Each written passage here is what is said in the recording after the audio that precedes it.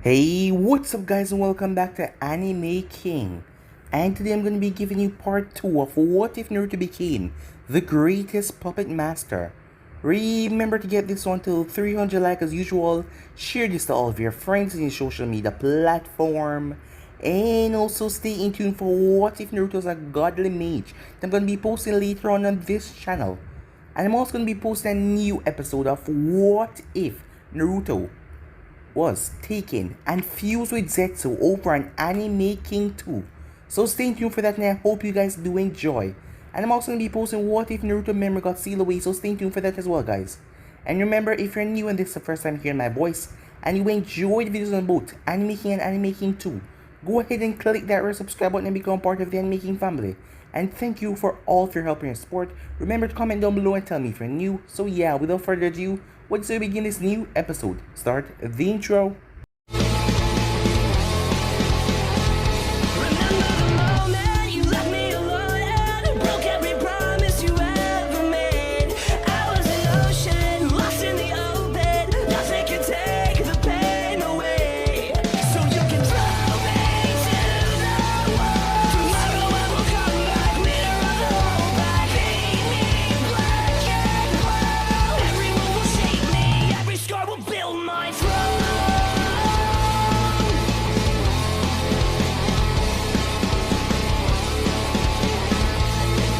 So, the last time we left off, Naruto was sick of it. People ignoring him about everything. As the academy teachers didn't really care about him either. They didn't find themselves worthy or to waste their time on teaching him. So he decided to take things up in his hands and he went to the library to study. But the words were so goddamn big and everything was just so complex. Until he met this guy with silver hair that was leaning to the side, as it was Kakashi who came to Naruto and spoke to him. As he left behind a bingo book which Naruto to go through, it was then that he saw a sorcerer and he heard about the art of puppetry. He went back to the library as he started to read about puppets and all that. As he found a book on puppetry, it took Naruto a very long while, but he managed to create chakra threads as he managed to attach them to a puppet and it really worked. So, he became even more in depth into puppetry. As the time went by, as Naruto had enough of these people treating him like crap, so he decided to, well, not make Sasuke beat him around anymore inside of sparring because it seemed like the teacher was against him really bad, making him go up against Sasuke who was a part of the Uchiha clan and already know clan training. As Naruto placed a puppet instead, the teacher was pissed off that Naruto cheated using a puppet, but he was also shocked how did Naruto was able to use this. And Naruto was even more shocked when he found out that Hiruzen didn't believe him that he did the puppeteer on his own. The man thought that someone had teach Naruto and he didn't believe Naruto one bit. But when Naruto showed him evidence that he did it on his own, he told him good luck. That just pissed Naruto off even more. Iruka took over the class for the final years. As he saw Naruto, he became in depth in puppetry, as it looked like Naruto was barely sleeping, as he wore goggles over his eyes, as he could see though the bags under his eyes before he started to wear goggles, and his skin became rather pale. As he also met Anko, as he asked her where he can find a snake. She told him about the force of death, but then she wanted to go and see if the kid was okay. But then she saw him dragging a large snake back to his apartment as he thanked her. Naruto created a top half of a woman, and the bottom half was a snake to create a puppet that was used for combat. The day finally came as Naruto passed his test. After that, he was assigned on Team 7, as Kakashi told him not to eat. And the introduction was rather strange when Naruto just told him his name. He didn't really say anything else as he came the next day. Naruto was quite manipulative as he spoke to Sakura and Sasuke, making them think that what they do they would win on their own. But in fact he was just manipulating them, as they end up passing the bell test by working together. The remaining time then went on, as they've been doing nothing but D-rank missions which Naruto found rather boring. As they finally got a C-rank mission outside the village as they made their way. They were going towards a hidden wave when they was attacked by the demon brother. As Naruto puppeted fire of Akuna and pierced right through one of the demon brother's eyes, killing him. As Kakashi then reappeared, Kakashi told Naruto that he did what he had to do, but that wasn't what Naruto was focusing on. The way the man just dropped as he looked at him lifeless, his body, he could be used as a puppet, but he was snapped out of it by Kakashi, telling him that he was okay. As Naruto asked about his bounty, as Kakashi wondered how did he, well, he told Kakashi that he was the first one that gave him the book. As Kakashi realized that Naruto remembered back then as Naruto told him that he was the only one that haircut in the village. So, it's not too hard for him to remember. But Kakashi asked him why he didn't say anything. Naruto told him why he didn't say anything. All Kakashi could say was touche. So yeah guys, that's basically as we left off. You guys can switch across the place and check it out for yourself. So, what is to begin this new episode? Touche, said Kakashi. Although, I never imagined that you would pick up puppeteering. Naruto simply shrugged as he stepped away from the dead body. But, no. Even if these two have bounties, it's too long a walk to the nearest office, and that would count as deviation from the mission. And I don't have a scroll to seal them into. Naruto narrowed his eyes. The scroll that he had was not for carrying bodies. They were more complex, different ones that were able to hold puppets, not real human flesh. Perhaps that was something you need to start to carry around. The best we can do right now is send a message back to Konoha to pick them up, said Kakashi. But in the meantime, said Kakashi, as he looked towards Tazuna, I think we need to have a talk about you assigning the correct rank to a mission. Don't you agree? Tazuna gulped, looking at Kakashi. Despite Kakashi's implications that the mission might end there, most were empty threats to Tazuna. They still went on their way to help him. It was inevitable, really. Sasuke would never back down from something like this. He wanted to prove himself after all. He wanted a real challenge to push himself. And Sakura was like a sheep following her shepherd. As soon as Sasuke agreed, well, she hesitated, but she followed instantly as well. And Kakashi's catchphrase was basically, never abandon friends. And hearing that story from Tazuna, he wouldn't abandon the man. As for Naruto, he just wanted to see the sights. This was his first trip out of his town, to another nation. It was his first opportunity to make connections, to meet people, to begin a network. If there was one thing that Sasori was famous for besides his puppet, it was his large spy network that he reported to had through the entire elemental nations. Naruto has been dying to start one of his own for years now, and in this new place, this was his chance. Where no one knew him, where his existence here was a complete blank slate. But he didn't know how to start a spy network. But one time, he never knew how to use puppets, so it was a trial and error thing. The important thing was a clean slate, and not to mention like a place like a hidden wave that was in a depressed state. And worse, if their mission was successful, the place would be indebted to them. There was a part of him also that wanted a confrontation as well, as just fighting that guy back there. And also, no, he pushed those thoughts down. He didn't want to think about that. But he was far more wary of his surroundings, not wanting another attacker to get the drop on them. As they were making their way, everyone dropped, said Kakashi. As Naruto and the others dropped to the ground, Kakashi tackling Tazuna, as a giant blade stabbed right into the tree, as a person flickered on the blade. Well, if it isn't Zabuza Momokai, mutinying from the Mist Village, Kakashi said, as he got up and leaned. He then raised his hand. Stay out of this, kids. Zabuza is in a whole nother league than those two names that you guys fought before.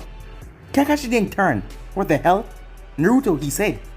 Huh, what an amazing genin you have there, Kakashi of the Sharingan, said Zabuza. Sasuke's eyes widened as he heard Zabuza's voice behind him, running at the first sign of a superior opponent.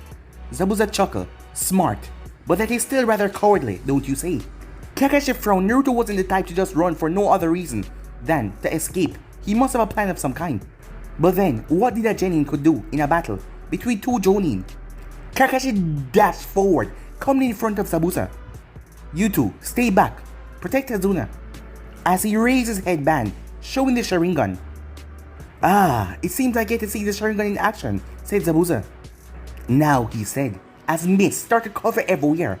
Maybe I should feel honored. Kakashi couldn't afford to waste any more time. He didn't know what Naruto was doing, or if Zabuza had accomplice. He had to act now. As Kakashi dashed forward, the both of them clashed, kunai versus giant blade. While Zabuza was physically superior, Kakashi's eye could evaluate every muscle twitch that he was doing to move his body and react in time. As Zabuza swung his blade towards Kakashi, who flipped and landed right on the blade as he kicked Zabuza right in the chest. But his foot passed through nothing but water as Zabuza substituted himself further into the forest. Kakashi quickly pursued to move the fight farther from his genins. As their fight was on again, their arms and legs moving in blurry speed to the genins. Sparks were flying everywhere as they clashed violently. Neither of them really seemed to have the advantage. Zabuza was stronger and seemed to be faster, but Kakashi had the ability of the Sharingan until they break apart. You know, Kakashi, as a Miss Anvu, we had the standing order to eliminate you on sight. Kakashi Hatake, the man who was said to copy over 1,000 jutsus. Kakashi narrowed his eyes. He was sure that there was a few more of those standing orders. Shame, we had no kind of order like that for you. I guess you just weren't that important, said Kakashi. Instantly, the joking in Zabuza's eyes vanished as his sword swings became more ferocious and deadly. The two were forced to separate as Zabuza landed on a solid branch, but the branch end broke under his weight. It was only his well-trained ears that made him hear the startled click of a mechanism as he twisted his body and brought down his giant blade, blocking the mass of kunais. With every weapon he deflected, he saw a purple liquid leaping off of them. Poison. He says. He flipped and landed on a safe tree, looking over to where Kakashi was looking at him. There is no way you were able to set that up while we were fighting, said Zabuza. Kakashi's eye looked rather amused for some reason. And you say my student is a coward? Zabuza narrowed his eyes. Interesting chop for a kid. Said kid was a few hundred meters away from the fight, crouching in a tree, quiet as possible. Chakra threads ran off his fingers like spider webs, each awaiting the vibration that would warn him a trap need to be set off. Even here, so far from the fight, he would have struggled to not let his hands shake for a single moment. A light drop went down his face as his mouth was really dry. This was nothing like the fight with the Demon Brothers. Kakashi was right when he said Zabuza was in a whole another league. The nervousness he felt, the powerful chakra riling up in the air. It was exhilarating. Naruto was terrified of these two monsters clashing, but he never felt so alive before. As a smile came on his face, he felt one of his strings vibrate. He tugged it. An explosion rippled through the forest, blowing leaf and barks right through the forest. Using the noise, he moved from his position. He couldn't allow it to be caught. No, because if he did, the surprise would be ruined. Meanwhile, rather annoying kid you got there, Kakashi, Zabuza said, as he leapt away from another massive explosion. He was intercepted in mid-air while he was off balance and gained a nasty slash right into his hand for it. He landed on the floor this time, figured that it was safer than the rigged tree branches. If only Kakashi let up for a moment, Zabuza could get away and deal with the brat. He was moving about, but Zabuza was a master of silent killing. Naruto didn't have anything to save him from that. But Kakashi was let up for a moment though. Every trap that Naruto set off, Kakashi used him at his advantage. But what Zabuza did not know was Kakashi knew where every trap was. Once he figured it was Naruto, he managed to spot every single chakra threads. They may have been invisible to the naked eye, but to the Sharingan they had their own light glow to them, as majority of them were on the side tree limbs. That was difficult to spot while fighting, but Kakashi had saw them. As a smirk came on Kakashi's face as Zabuza touched down on the ground, a ripping sound was heard as Zabuza's foot was taken out from under him as a trap was activated that hoisted him right in the air. Zabuza twisted his body to cut the line, but Kakashi appeared right in front of him and stomped right into his face. That sent him sailing back.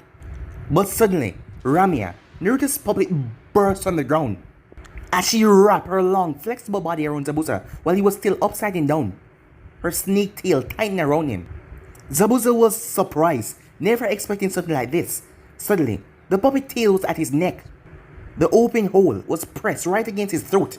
What the? Kakashi landed as he wiped the sweat away from his brow as he covered up his Sharingan once again. That's good work, Naruto. Thanks for the assist. After a few moments of silence, followed by a quick ruffling, Naruto dropped from a tree. Zabuza stared Naruto down with bloody murder in his eyes. But in a show of bravado, Naruto held up his hands, forcing chakra threads become visible. That was attached to Ramia. It was a clear one that he could activate any of the mechanism with a twitch of his finger. Sorry about not telling you beforehand, Sensei. Kakashi sighed as he looked at Naruto. It's okay. Just try not to do it again. You didn't know what you were getting into with a fight between high-level shinobis. Naruto nodded as he understood. It was obvious his traps would have been unaffected if Kakashi wasn't there, and his puppet wouldn't have been able to catch Zabuza if Kakashi was not there fighting already. Hell, it was a miracle that it worked as it did. With an unexpected twist, Zabuza twists and ducks his body down, right under the tail, as a kunai burst on the tail to pierce his throat. But he lashed out with his blade, cleaning the puppet body right in half. As Naruto's eyes widened at the destruction of his favorite puppet, but at the moment he had more things to worry about. as Zabuza lashed out at him, but suddenly, Zabuza collapsed, 2 needles sticking out of his neck. As Naruto stood there, unable to believe that he was still alive, he thought that he was going to die. A new figure entered the clearing, wearing a white mask, with red wave markings on it. "Thank you for the assistance. I've been chasing down Mamakai-san for a while now." "What are you doing?" "I had him," said Naruto. Kakashi was surprised at Naruto's sudden outburst, and confused as well. What was Naruto? He didn't look, as he saw the lower half of Ramia's body open up. The sections down the tail were open up, revealing a large amount of kunais that would have literally shredded Zabuza's body. "Yes, but you would have most likely died in the process," the Hunter Ninja said. As Naruto narrowed his eyes, it was true. Even if Zabuza was stabbed with so many kunai with poison, he would have still carried on with the momentum and pierced him with that blade. "You're a Hunter Nin from Kiri, correct?" Kakashi said, as he got him before his student could get in an argument with his Hunter Nin. Such accuracy with senbons were difficult to learn. The masked figure turned to him with their clothing, and their bulky appearance was hard to determine their gender, and the voice didn't help as well. "Yes, now if you would excuse me, I would like to do my job." The Hunter Nin stepped forward towards the body, but Naruto quickly stopped him. "Wait, that weapon you use, what are they?"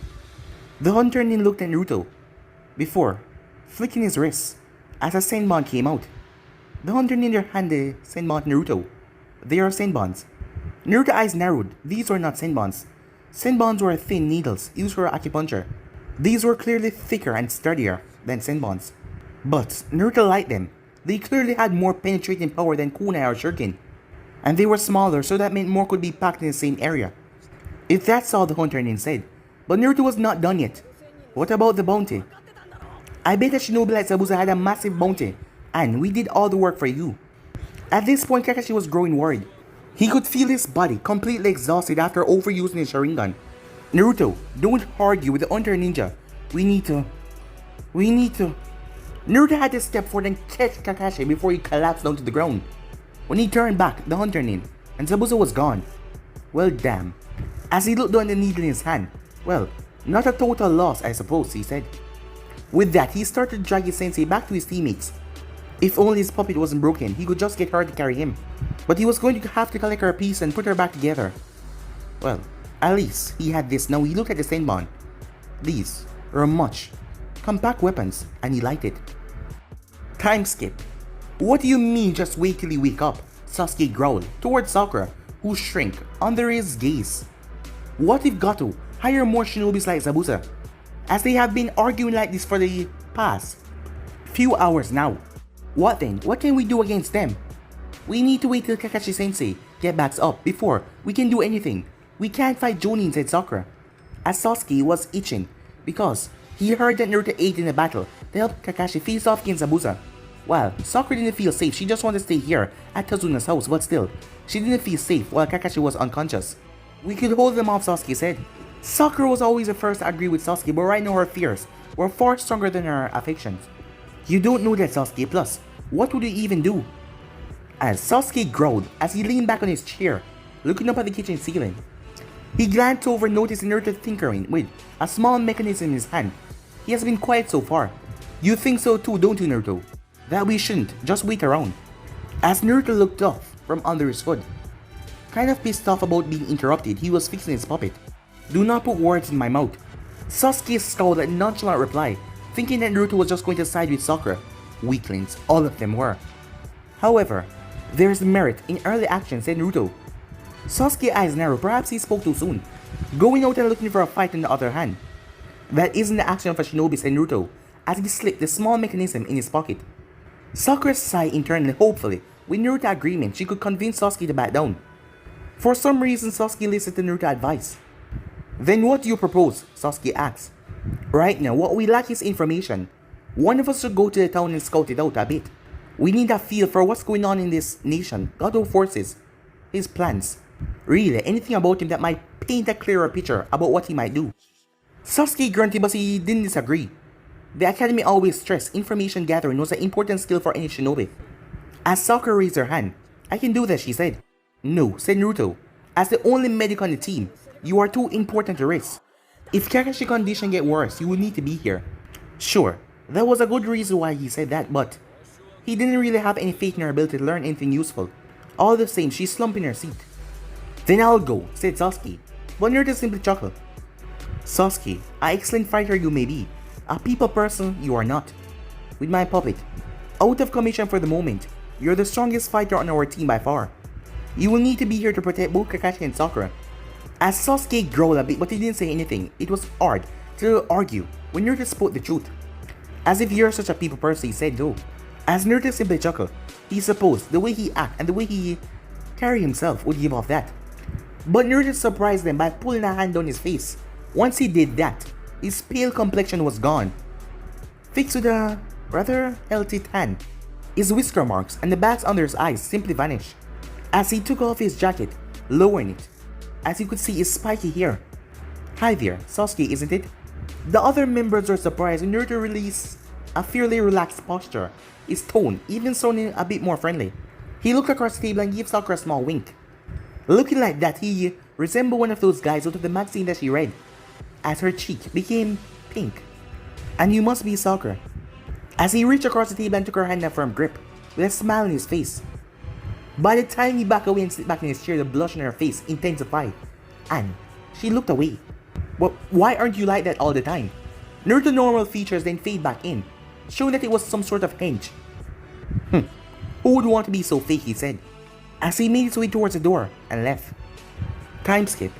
A red-haired man with a warm smile and green eyes just placed down a plate of sushi that he just finished with a smile on his face as the woman behind the counter, as she smiled at the first customer she had in days. Not only that, but he bought a lot of food, so she wouldn't have to fear Gato taxes for the next couple of weeks. Man, Nichan, that was some fine sushi, you know? As the woman smiled even more, and he was so flattering, calling her Nichan so casually. Already they had a nice conversation about food and cooking. She had found out that he was a food connoisseur due to his travels, as they had strayed to the hard times that Nami no Kuni had come under, but they had diverted from that. You're too kind, she said, it's nothing special. The man smiled as he placed in a few notes, as he pushed it forward as he jumped off his stool. You keep telling yourself that, but I know special when I taste it. You always have to think that change is just around the corner, he said, as he waved over his shoulder before exiting the stall. And with that he was gone. Change? She might have laughed at that if her laughter hadn't been sucked out months ago. There was no changing for the hidden wave. As she then noticed a note that he placed on top of the money, as she read it. Meanwhile, as the transformation faded, revealing Naruto, that was the last stall that he would be visiting that night.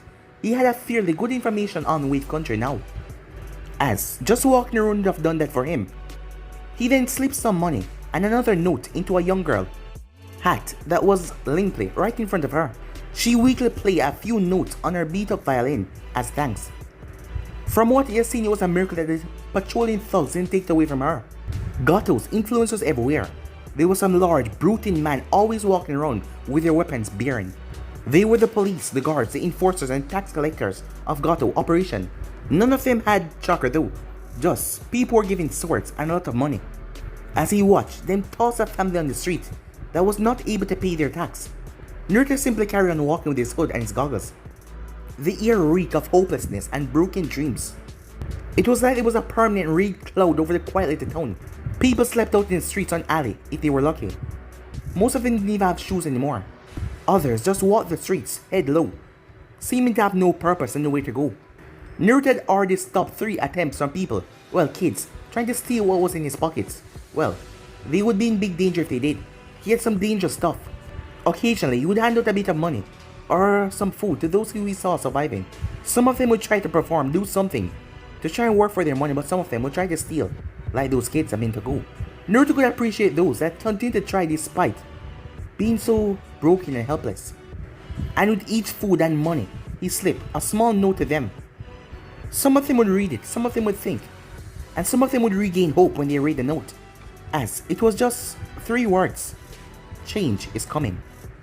By the time he got back, Kakashi was in the kitchen as he was awakened, as Naruto wondered just how draining it was to have an artificial dojutsu implanted eye. And based that the man seemed really exhausted the same way, it must be quite taxing. It's good to see you out, Kakashi-sensei, he said. Sakura told me you went out to gather information. That was quick of you. Naruto nodded. He was pretty tired right now and wanted to go upstairs and just have a sleep. I find out where Gato live and work. the nearest 3 village to us, and some of his patrol, thugs, and roots. Although some of them are, well, although some of them are random at best. I appreciate the effort, but there really wasn't no need. After all, our mission is to guard Tazuna while he worked on the bridge. Oh well, you can never be too prepared. We couldn't know how long you could have been out for, or if Gato decided to send someone else. Kakashi nodded as his eye turned up into his signature eye smile. It's nice to feel so concerned over, but there's no need to worry. I just haven't used the eye in a while. That is why, he said. Naruto shrugged as he got up to leave the kitchen. Speaking of which, you never seem that surprised, said Kakashi. Come on, Sensei. Your nickname is Kakashi of the Sharingan. As he simply walked away after that. The next day, Naruto was on the roof of Tetsuna's house. Despite yesterday being tired, his body just automatically wake him up so early. As Naruto was currently thinking how he wanted people to view him. Naturally, starting a spy network, if he wanted information, he would have to go and talk to people. How would that end up for him? He saw how Gato run things. He completely eliminated hope and will. And that was very effective. It was fast and secure, without any resistance. But at the same time, it was like building a mighty house on a fabric of sand. Alone, the house may stay up, but the foundation might give way. Despite the hopelessness that they have now, humans weren't creatures to give up so easily. There was still a small bit of hope there. They just need someone to turn the gears. And the other part was Konoha. Thinking about the shinobis willing to give up their life for the Hokage and the Will of Fire. Seeing that he was an outcast different from everyone else, he didn't really, well, feel affected by that. But a system like that, making people protect the Hokage and giving their life for the Will of Fire, that takes years. Something like that, even working through the academy. It was a difficult thing to think about right now, but it was still on his mind, nonetheless. As his mind drifted to sorcery, he was a missing link, so he must have taken Gato's way as well, going down a dark path. But as much as Naruto admired and looked up to him, he couldn't be a copy of sorcery. As he came up with the idea. Time skip. Come on, Kakashi-sensei, you know it made the most sense, said Naruto. And yet, it involves the most unnecessary risks, said Kakashi. Only with poor planning. Or don't you believe in your students? Naruto asked. Believe? Yes. Trust you to perform our assassination mission? No. I've already said it isn't assassination. It is simply X. Film mission from his mansion, so proper justice can be served. Kakashi continued to read his book and sip at his tea. And since when are shinobis? Exactly you, paragons of justice. We've always been a tool for the masses to keep higher powers in check, said Naruto. The higher power in this target being an assassination of a target in a mission that we hadn't been paid for.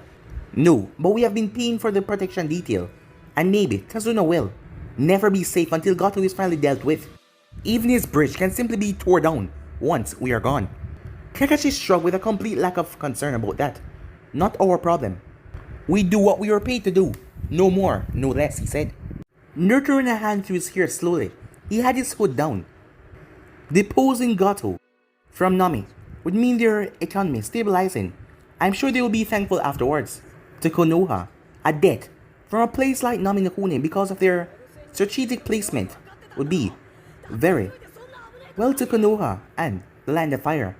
Or we risk angering the man that already legally is in control of the nation, and the Fire Country, support by sea, are cut off. Naruto snorted. From what he has seen, Gato was nowhere near the law. All the more weight to have your input so things don't go badly. Plus, right now is the best time to strike while Gato cannot rally any more ninjas to come after us. Right now his forces consist of bandits and street thugs who are nowhere near genuine level. For a moment, Kakashi just stared at his book. As Naruto narrated as Kakashi, he seemed to be thinking about something completely different ever since Naruto told him about what happened when he collapsed. Naruto, tell me again what the hunter Nin did with Zabuza's body. Naruto sighed as he brushed more hair away from his eyes. This was why he liked his hood, it kept his locks in check. Sensei, changing the topic is just childish. Kakashi just stared at him for a few moments. As Naruto sighed, like I said, when I looked back up after you fainted, fell briefly to exhaustion, said Kakashi, as he interjected before Naruto could say anything else. Naruto simply raised an eyebrow. Before he continued, both the hunter Nin and Zabuza's body were gone. Why? Because I don't think that he's a real hunter Nin, and Zabuza is not dead. After an hour later, as Kakashi explained his speculation to all of his students, and the proper measure that a hunter need take after killing someone. Kakashi had insisted to train the both of them where there would be a hindrance in the fight. But Naruto was still with his original plan of striking Gato and removing Zabuza's source of income. This finally seemed to be the tipping point for Kakashi, after knowing that Zabuza is alive and plus he has a complex that they know nothing about. So finally he relented, as he allowed Naruto to come with a plan to see just how would he do it. 10 minutes later Naruto came back and placed a scroll right in front of him, with detail of Gato's manner.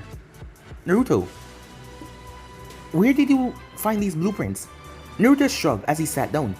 Sakura and Sasuke sitting down as well, as they watched their teammate making their sensei agree to assassination. Tazuna had them. He built most of the largest structure in this country, mansion included. As Kakashi blinked as he realized yes, their client was a successful architect. And this plan, I started on yesterday, said Naruto. Kakashi eyebrow twitched. That meant Naruto was expecting him to fall. After going over it though, he had nothing to say as he just sighed and gave in. Time skip. Naruto walked out of Tazuna's house in a rather good mood. Things went his way perfectly. And then Sasuke had to appear. You wanna spar? Why? Said Naruto as he was cautioned with his answer. Sasuke has been worried ever since the interaction with Zabuza. He seemed restless, like he was baiting Naruto on. Isn't that what teammates do? Asked Sasuke. Naruto smirked. How would either of us know? Sasuke just grunted but he didn't disagree. Well, do you want to spar? Naruto simply walked past him. For what? To inflame your ego and prove what we already know. That your taijutsu is superior to my own. You don't want to spar, Sasuke. You want to fight. As Naruto walked past him, Sasuke turned and grabbed Naruto's shoulder. Fine then. A fight. I don't care. Sasuke's superiority complex was spiraling up again. Naruto could see that. In the fight, he didn't really have to do anything. While Naruto just helped on the sidelines, he was still in the fight, and Sasuke just stood there like a coward. So that is why he was acting this way, and Naruto knew it. No, Ramya is still out of action. In truth, he had fixed all the smaller broken parts. He just needs to reattach the severed half. So what? Are you useless without your dolls? A smile came on Naruto's face. Alright, let me just grab a few things from my bag. I'll be back in 5 minutes. Sasuke nodded quickly, as Naruto made his way off. Acted like he was going towards the house, but he made his way to the forest. He then came back 5 minutes later. Just as Sasuke was about to ask if he was ready, Naruto spread his jacket. He was wearing an entire roll of explosive notes that were fizzling away. Ready to start? With that, Naruto exploded. Meanwhile, the real Naruto was watching. The last remnants of Dame. Well, that portion of him. In truth, he was a rather simple puppet and would be easy to rebuild at home. But it wasn't real pleasant to see any of his puppets get destroyed. Lucky for him, Sasuke jumped back in the trees, only got a few light scratches from the shrapnels. The notes were, half of them were flash tags, so it wouldn't really kill him to that extent. But Naruto just wanted him in the forest. As Naruto twitched his finger, 2 trees exploded, come falling down on him as he jumped back deeper in the forest. What are you doing, Naruto? Asked Sasuke, as Naruto made his voice bounce all around. This is how I fight. You said you wanted a fight. As his finger twitched again as a volley of kunais came towards Sasuke, Sasuke quickly jumped away. Expecting another trap, he looked around, narrowing his eyes everywhere. He then saw a thread coming towards him to wrap him up as he jumped over it. But while in midair, he saw a barrage of kunais coming again. Reflex stayed him as he grabbed the first one and knocked away the others. He quickly dropped the kunai, noticed that it was covered in a purple, thin liquid, but thanks to the fingerless gloves, he was fine. Come on, Naruto, you couldn't set so many traps in 5 minutes. Why don't you come out here and fight me? Okay. Sasuke heard the voice right above him. When he looked up, all he got was a bottom of Naruto's sandal, as Naruto stomped right on his face and pushed off. Sasuke grabbed his nose as blood started to pour from it, as Naruto spun and punched Sasuke right in the ribs before he recovered. As he swung around his next fist, but Sasuke lashed out and grabbed Naruto's fist before pulling back his head and headbutt Naruto. It left both boys with similarly bloody noses, but Sasuke had made a big mistake, as Naruto raised his hand straight towards Sasuke's chest. With a whiff, a single needle shot from Naruto's sleeve and jammed Sasuke right in the chest. The effect was immediate as Sasuke's body dropped down to the ground, his eyes wide. Naruto wiped away the blood from his nose as he smiled. Wanna go again? Sasuke growled he couldn't move, but he could still talk. What? What the hell was that? He asked. Naruto pulled his jacket sleeve up. Usually, it was there to hide his fingers when he was using his strings, but it hid the mechanism on his arm.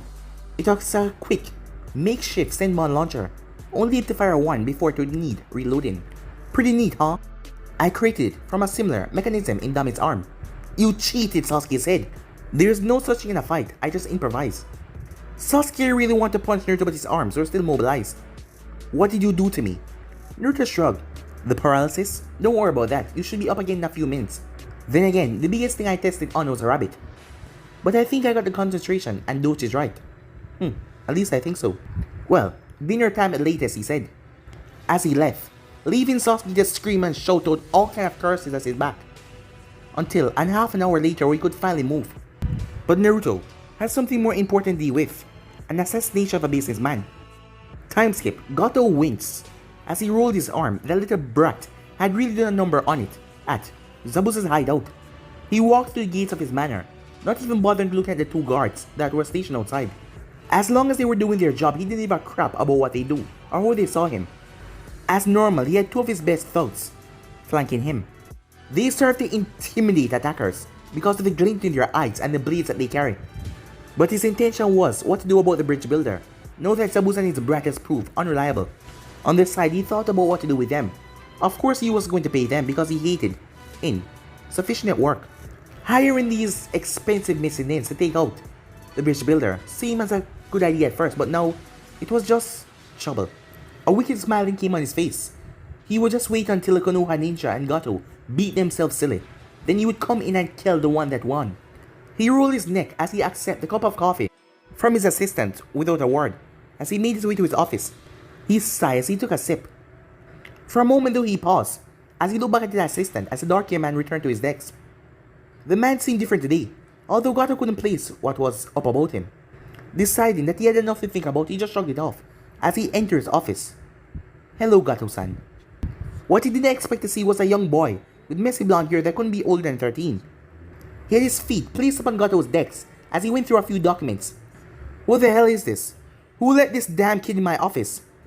Hizushi, Aki, get him out right now, he said. But he heard nothing at all. He then looked behind him as his eyes went wide. The abomination of a snake and a woman behind him, that was now in front of him, lifting up and choking both of his loyal guards, was surprising. What the hell? Who the hell is that? He said. A grin came on Naruto's face as he jumped over the decks and landed right beside Gato, making him scramble to the wall. Do you like her? I call her Ramia. As he patted the puppet on the side, his other hand controlling it so he didn't let go of the two people that it was stifling out. What the hell is going on here? Just who are you? As he narrowed his eyes all over Naruto but he didn't see anything. You're a Shinobi, aren't you? Where the hell is your headband? Which village are you from? He asked. As Naruto looked down at himself. Oh, here and there I suppose. I have so much pockets. It seems I lost track. Gato couldn't find the humor in the boy's words as his bodyguards were being strangled and the boy was slowly advancing towards him. As for what's going on, what does it look like? This is a liberation of Nami no Kuni. Gato snapped out of it. This was just a little boy. Liberation? As he spat angrily. Don't make me laugh. If I die, Nami will fall apart faster than you can even blink. Naruto paused, making Gato smile. But then a sick smile came on Naruto's face, disturbing Gato. Your concern for Nami is admirable, but I have no intent of letting a country like this go to waste like that. As he looked through the window, as he looked at the stream that was behind Gato's mansion. You know, you really do have an excellent taste for choosing this place. So what then? You just kill me? I own all of Nami. If I die, all of those assets will be dissolved into the business, and you will get nothing. Naruto waved his hand as he walked back over the decks, as he sat down right on the edge. That can be easily solved with a few signatures here and there. As Gato scoffed as he heard two thuds, his bodyguard's body dropping to the ground dead. As he clenched his fist, and what makes you think I'll give my signature to you, kid? Naruto simply smiled as he held up two sheets. One of them was a transaction order, signed and stamped at the bottom by Gato's hand. The other sheet was a blank piece of paper, but with Gato's signature on it. You already did. Gato scowled. The signature was so damn perfect, down to the final dot. As in the first step of Fuinjutsu was your writing talent, and Naruto had to perfect that And right now, he was able to copy something so identical that he would even know the difference. Suddenly, signing over the company like that before my death, so many of the assets. It will be suspicious, no one will accept it. And that is your downfall, Gato. You were so paranoid about everything. You kept the company on a tight leash. Your word is law. You own everything after all. Fortunately, you're so disliked that was good for me. As Naruto turned his head, Gato then narrowed his eyes. He understood. So he was sold out by his assistant. That was why the man was acting so off today. So what? You have everything you need. Why haven't you killed me yet? There must be a reason. Naruto's eyes were shrouded in darkness. The only thing you could see was his grin, as it widened here and that. He looked over the clock on the wall that has been taken away through your conversation. Did you enjoy the coffee today, Gato-san? I brewed it myself. Gato was about to ask before his body started to swirl, as he collapsed unconscious. Naruto's smile went away as he ignored the sleeping man. As he started to go through some files on the decks, tomorrow Team 7 would enact the plan to assassinate Gato, only to find out that the man fled the country. He would act irritated, disappointed, and Kakashi would be there with a consoling eye smile. And that would be that, all the while his puppet maintained a silent vigil. Time skip. Zabuza was in the center of the room, as he was going through, slicing motion with his blade, through a few practice swings. His ear then twitched as he turned around and threw his blade. It embedded into the wall. It would have sliced right through the intruder if the person had to move at the last moment. Whoa, so sensitive. As Gato narrowed his eyes, it was the same little brat that helped Kakashi in your battle. As, even though his muscle hadn't recovered enough from Haku, dead simulation technique, but he was able to take out a Genin though. If this the assassination is the worst one I've ever seen. Oh, my sensei had a theory you were alive. I just want to know if it was true. As Naruto stood there as a Senmon was pressed against his neck. And that would answer my other question about the Hunter Nin. As Naruto narrowed his eyes at the dark-haired boy behind him. I don't know if you're an idiot, or just have a death wish kid, for walking in here. But where's your sensei? Where's the Kappa Ninja? As far as I know, back at Tetsuna's house. As Zabuza raised a non-existent eyebrow at that, did Konoha just send your Genins on suicide mission now? How did you even find this place? Asked Zabuza, as he retrieved his blade from the concrete wall. Gato made a note of all your hideout from around the country. From there, it was just a process from elimination till I find you. Huh? Gato sold us out to you. No, not quite, although, if it means anything, he was going to. As Zabuza narrowed his eyes before waving his hand, the boy moved away from Naruto, removing his Senmon needle, and stood right beside Zabuza. As Naruto narrowed his eyes, the boy looked rather feminine. Hell, if he hadn't done the research on his female forms for his puppets, he might mistake this boy as a girl. Explain, Zabuza said. Gato is currently indisposed, so I'm afraid that he's no longer a current paycheck. However, Naruto said, seeing that Zabuza was getting a bit pissed, he was planning on double-crossing you anyway. He has been in corresponding with Kiri, Hunter Name, for the past few days, as he pulled out a set of paper and slid them across the floor. They were fake, but Naruto wouldn't put it past Gato for doing something like this. Zabuza flipped through them, as he seemed disinterested, but in truth he was pissed off for Gato doing something like this, not knowing that Naruto was just faking those papers. Gato was lucky that Zabuza didn't get to him because you'd have made the man suffer. So what's your point, brat? Why even bother telling us this? Oh, no reason, it was just a bonus. My teammates are no good to me dead after all. Zabuza raised an unexistent eyebrow, but he didn't comment. There was just something about this kid that seems rather, well, related to him. Could it be the rootlessness? No. The real reason I'm here is because of him. As Naruto pointed the fake Hunter Nin. Haku, said Zabuza. Said boy looked up after picking up the papers. Yes, if possible, I would like to spar with him. He seemed about my age but very strong. I thought it would be a good test for me. There was a long pause before Zabuza burst out laughing, a rather horrified laughing. You came all this way, risking your neck, all for a fight. He laughed again as he leaned back on a crate, as he placed his hand on his blade's hilt.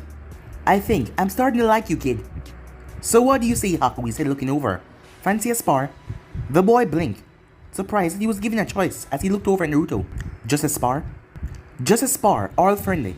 I won't even use my lethal poison, said Naruto. He had never really had to spar with someone of his own age group. Well, nothing ever friendly because being on the run with Zabuza, always, had him out for facing off against terrible, tough opponents. So Haku nodded. Excellent, said Naruto.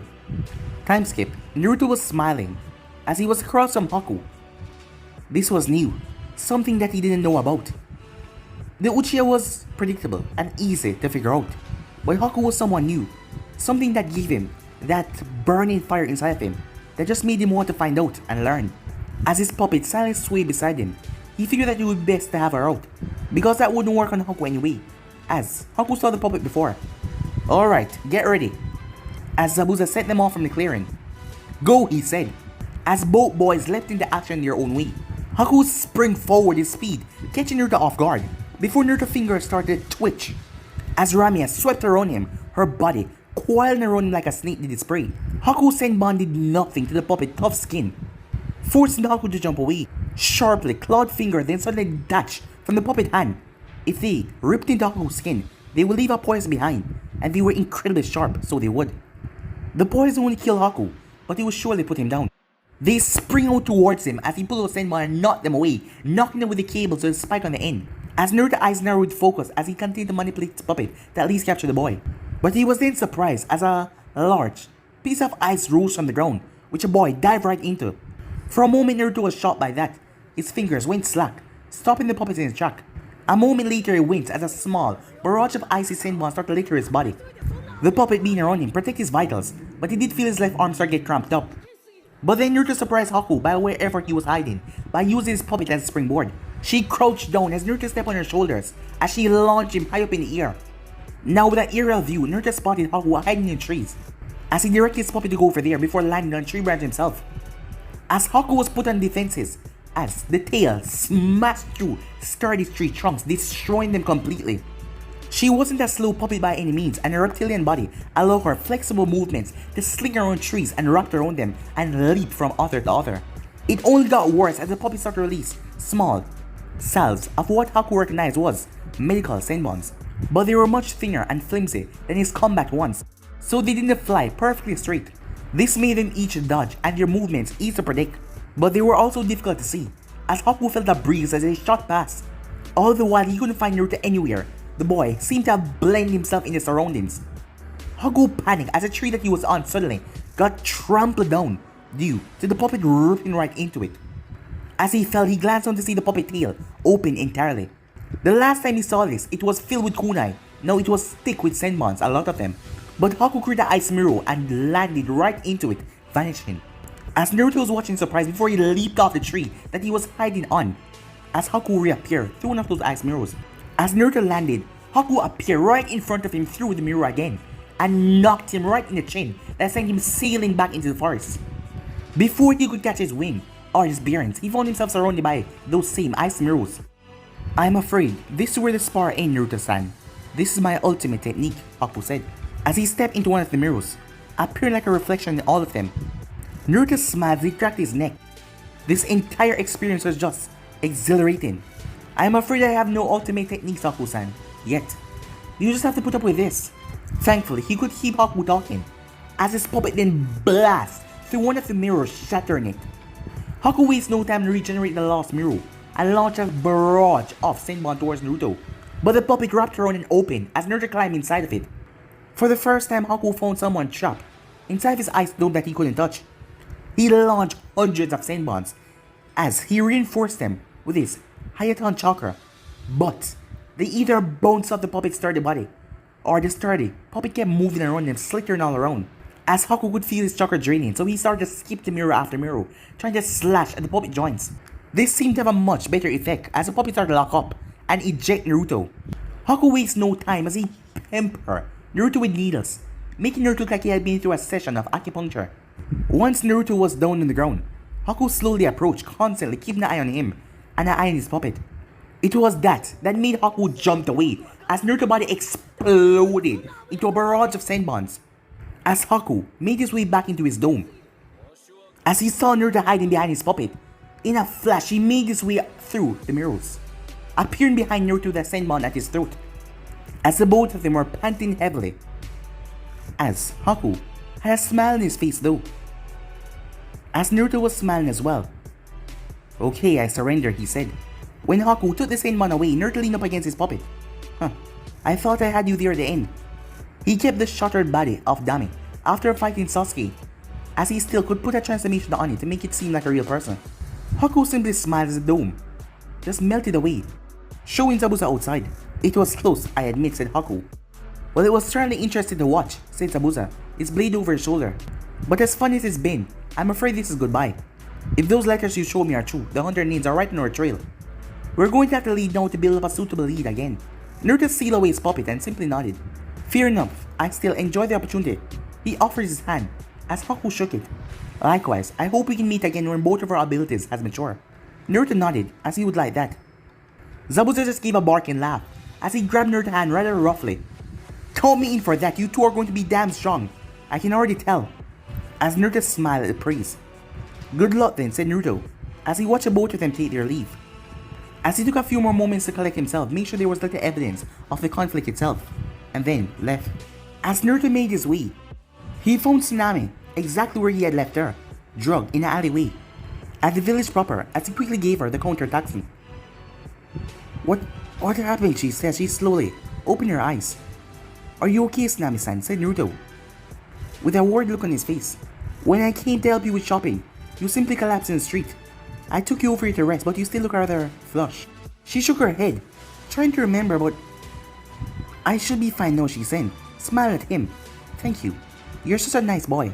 Are you sure, Tsunami-san? Said Naruto as he gave her his hand to help her up. You can never be too careful. She simply smiled at him, waving off his concerns. I'm fine now, Naruto. Now let's go back to the house. I'm sure my family and your team are worried about us. She began to walk off.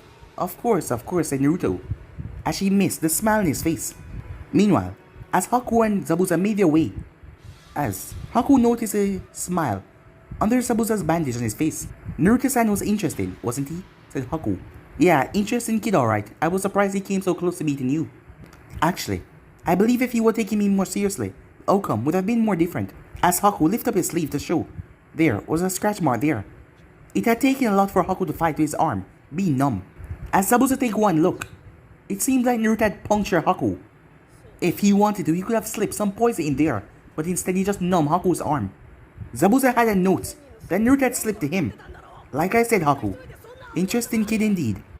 Time skip. A man arrived at Gato's warehouse. He was the last one to arrive here as he saw many people already there. The place was dark until the lights suddenly blinked on.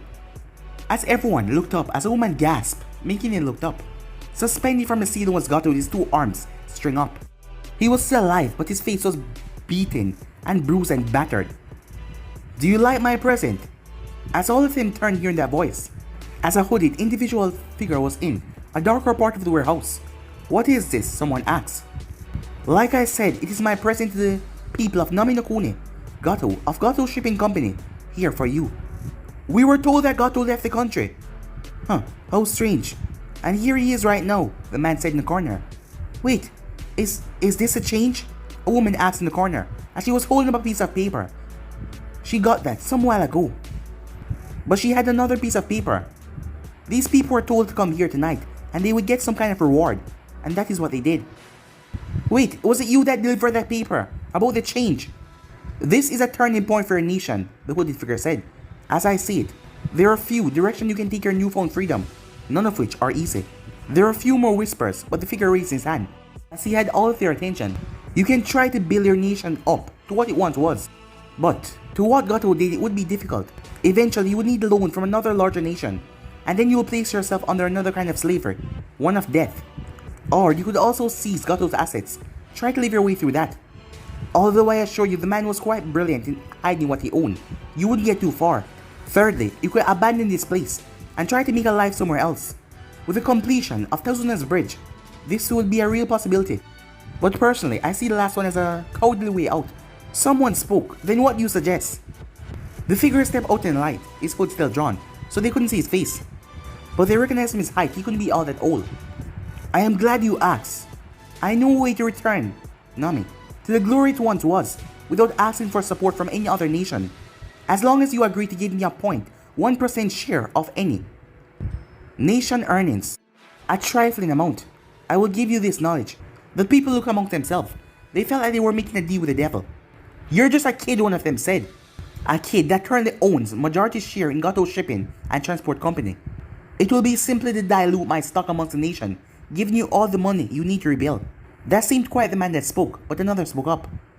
If you have that, why give it to us and ask for that small return someone has asked? Because there's something else I want in return. Information. Nami will become a hype of shipping and trading lines. Information will pass through here quickly. And that is all I ask. And Nami Kuni will be back to his former strength in a year. They look uncertain, but they spoke in hushed whispers. But the figure already know what they are, and so would be. It had already happened, they already made their choice. But they just didn't know it yet.